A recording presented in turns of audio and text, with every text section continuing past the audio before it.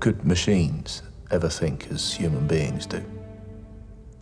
Of course, machines can't think as people do. The machine is different. The interesting question is, just because something thinks differently from you, does that mean it's not thinking? For a long time, I have been avoiding discussing the impact that artificial intelligence, AI, could have on science, research, and academic institutions. Those arenas are my home, but now, when I look out of the window, I see AI creeping closer and closer until now finally banging on the front door, threatening to transform everything. I love my job, and usually I'm the first one to embrace new change and tools, but total disruption is frankly a little bit unnerving.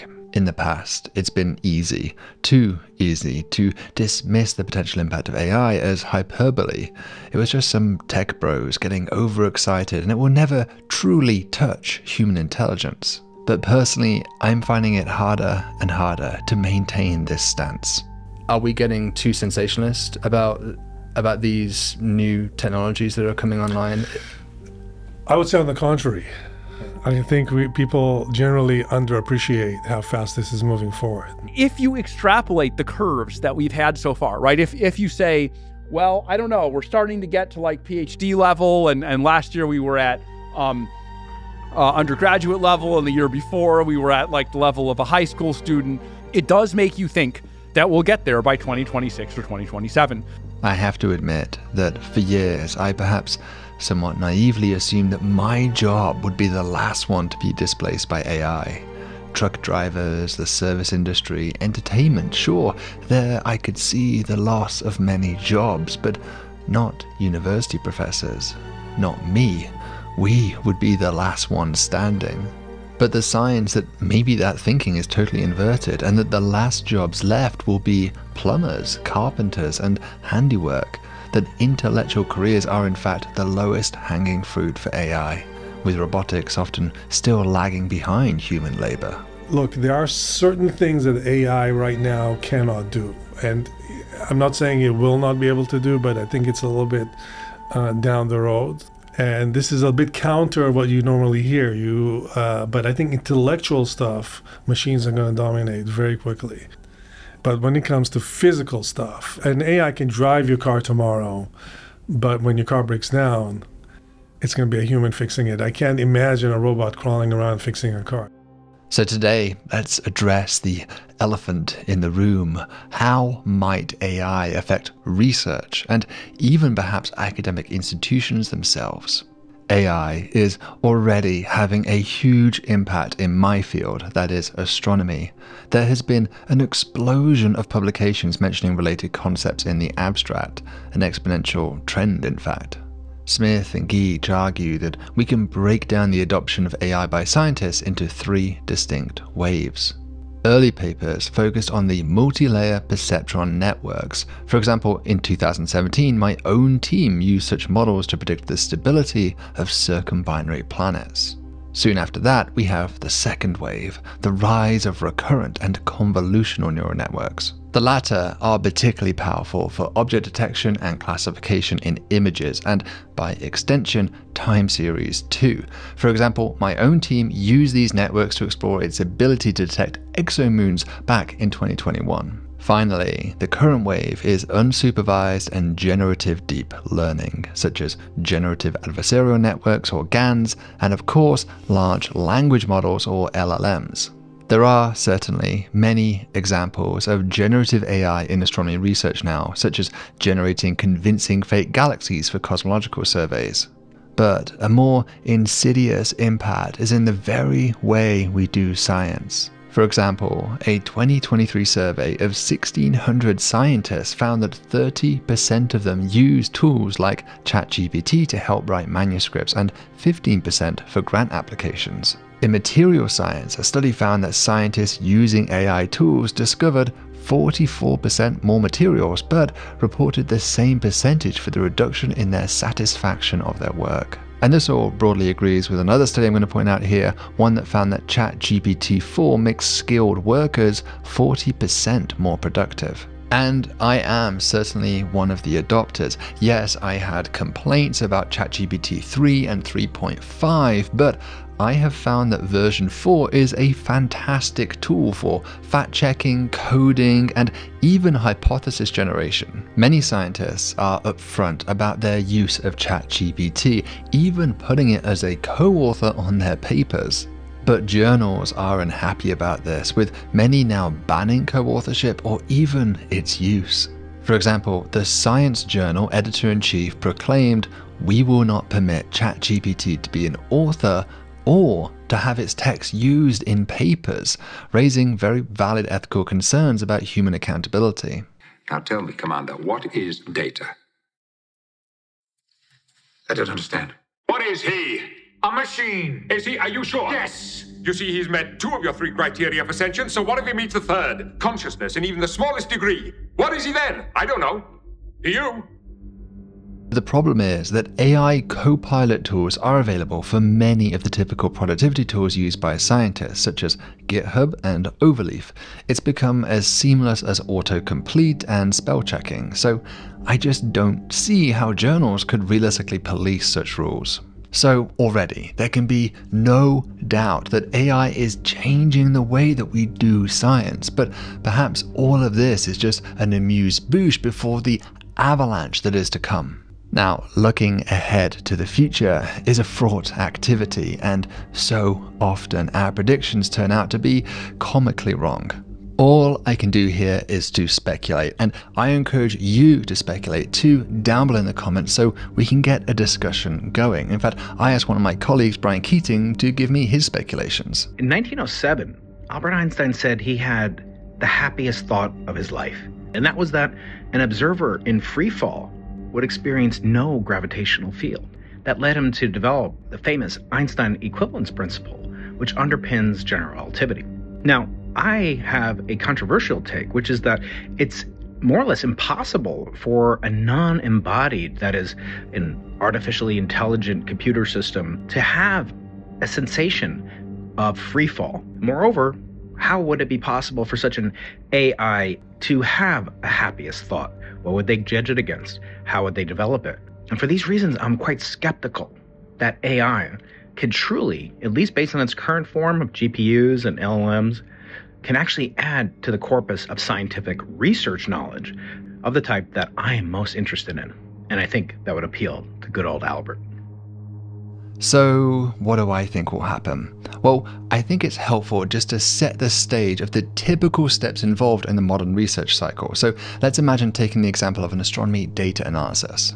A project begins with an idea, which here might be testing a theory, developing a new tool, or simply exploring a dataset. Next, we need to execute, collecting or curating relevant observations, writing new data analysis software, and/or running and iterating our experiments. Third, there's interpretation, often the hardest part, making sense of what was found and comparing to the literature, and of course consulting with colleagues. Fourth, if worthwhile, the results would be written up into a scientific paper and submitted to a relevant journal. And fifth, the paper would undergo peer review, checked for errors, and typically recommended for additional changes and tests before publication. Now, when we look at that cycle, there's no obvious place where AI could not augment human abilities in the short term and perhaps fully displace it eventually.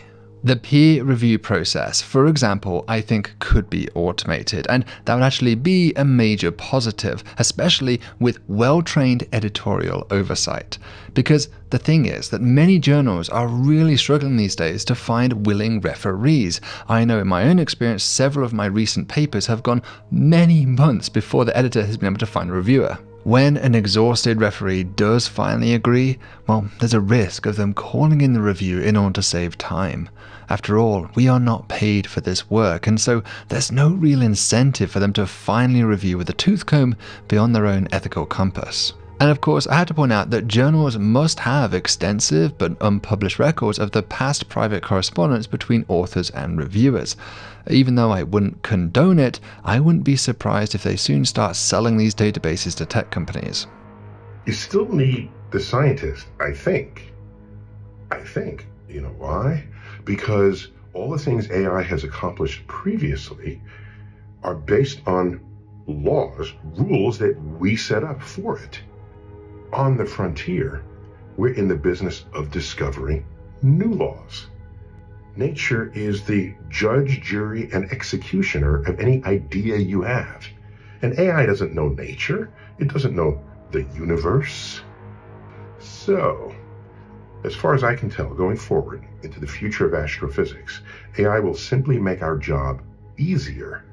But the thinking part, the part that happens at conferences where we exchange ideas and say, maybe you think about it this way instead of that way, I think we'll always need scientists. I think maybe the two steps that we might have the greatest skepticism about would be the idea generation and interpretation, but I think here too AI could feasibly step in. You see, LLMs are quite proficient at finding an explanation to a set of inputs because, after all, they have the entire scientific literature at their fingertips. This is an area where the hallucinogenic and quasi-creative power of AI may be quite useful, but the actual analysis of data would greatly suffer from hallucinating LLMs, and similarly the list of citations certainly cannot be faked. So I can imagine multiple LLMs working together to complete the analysis, perhaps a more creative hypothesis-generating tool sat at the top, below which we might have a logistics AI that manages the rest and is specialized in creating good prompts. Below that, we could have different agents specialized in, say, code development, statistical analysis, error correction, figure generation, and paper writing. The product could then be reviewed almost instantaneously with multiple AI referees, rapidly iterating to create a final product or simply rejecting the paper altogether. Now, all of those agents are human right now, but gradually we can imagine AI performing ever larger proportions of those tasks until eventually it fully subsumes them. And indeed, eventually, perhaps the entire end-to-end research cycle would go the same way.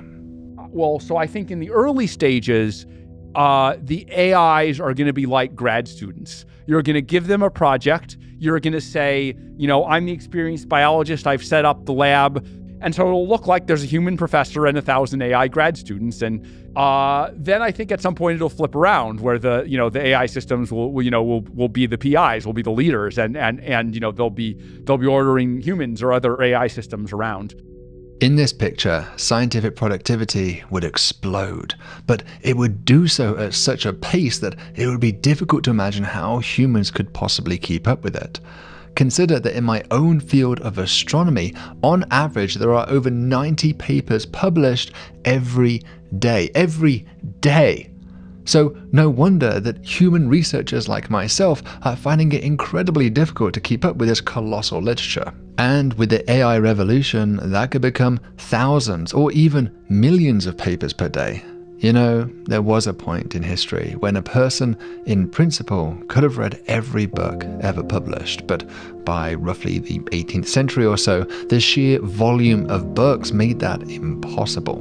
Mirroring this, we will surely need to invest in new tools to summarize, filter, and interpret new scientific results, including, I should think, scientific communicators like what I'm doing right now.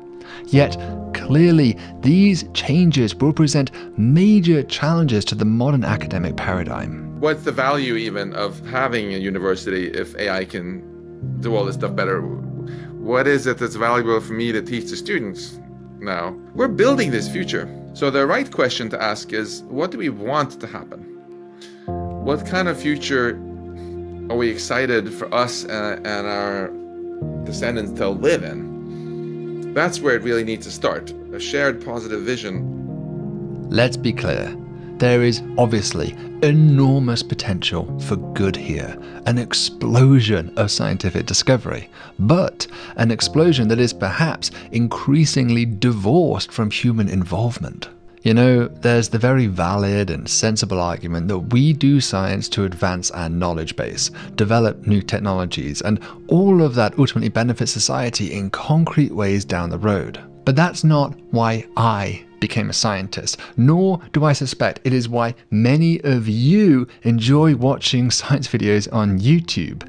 Many of us are primarily driven by a ravenous curiosity to learn about the world, and especially we enjoy participating in that discovery process.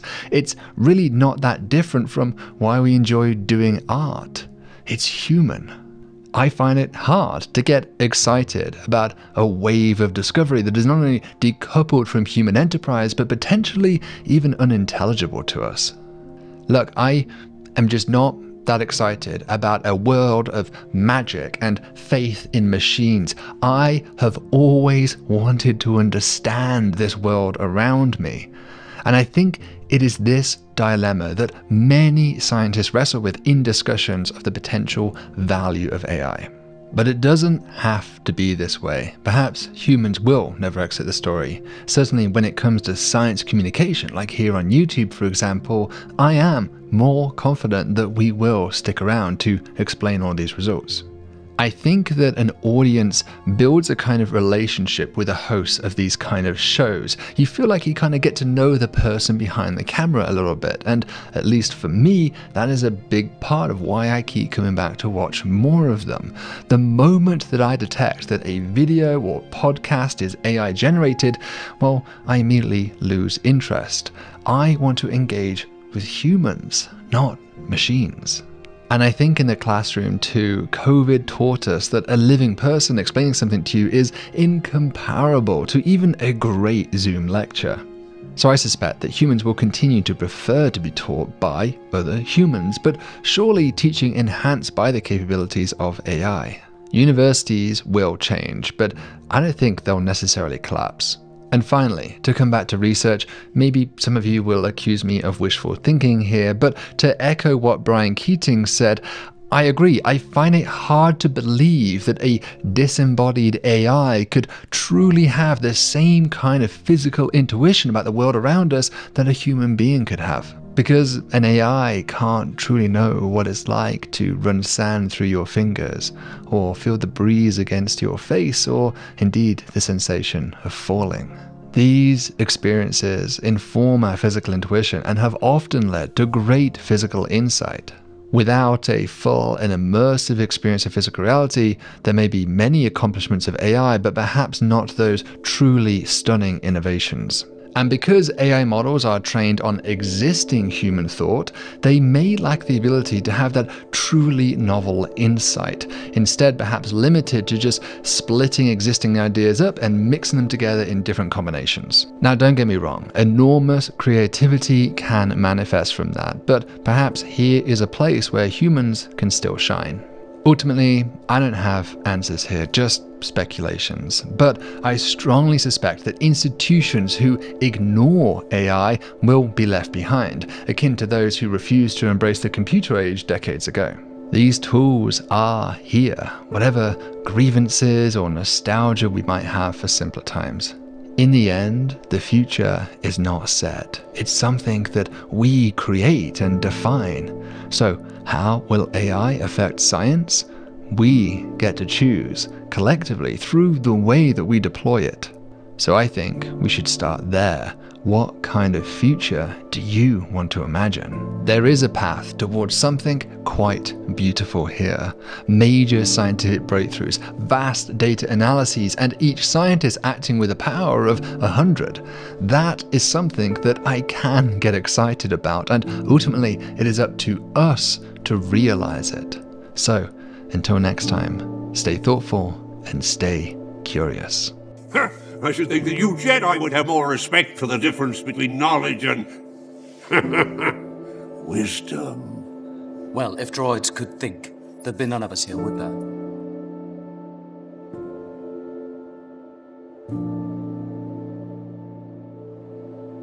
Thank you so much for watching this video, everybody. I hope you enjoyed it. If you did, be sure to hit that like button. It really does help us out. Let me give a couple of thank yous to Daniel Oman and Terrace Ford, two of our latest supporters, thank you so much for your support. If you too want to become a donor to the Cool Worlds Lab, you can use the link up above and down below. Up on the Discord for our donors, I'm going to put the unedited versions of the videos that Brian Keating and Neil deGrasse Tyson sent me. Thank you to those two for those contributions. So if you want to see access to that and help us out here at the Cool Worlds team, then do check those links out. Have a great holiday season.